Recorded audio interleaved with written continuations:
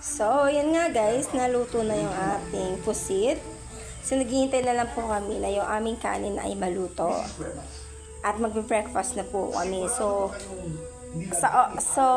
ang oras na po natin ay 8:14 ng umaga. Doon pa lang po kami magbe-breakfast dahil po ay pagising namin kanina ay nagkape naman na po kami. So, dahil po ay kami kanina po kasi anong oras na po dumating yung rolling ng ulam. Kaya nangutang muna ako ng ulam kay kuya tsaka kay ate. Shout out nga pala sa kanila na pinautang kami ng ulam.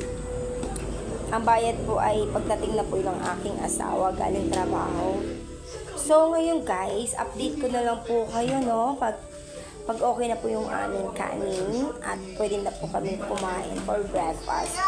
So guys, maraming salamat nga po pala sa panonood sa aking vlog at sana po ay supportan niyo po ako sa aking pag-vlog.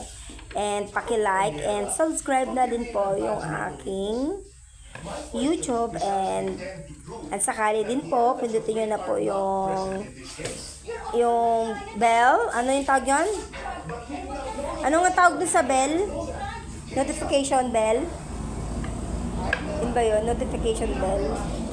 Oh, pakipindot na din po yung notification bell para po lagi po kayong updated sa aking mga videos. So guys, maraming salamat po and medyo naninibago pa po ako sa aking pagbablog. So sana po ay mag-enjoy po kayo sa aking mga vlogs and God bless po sa ating lahat. So guys, thank you. Bye-bye.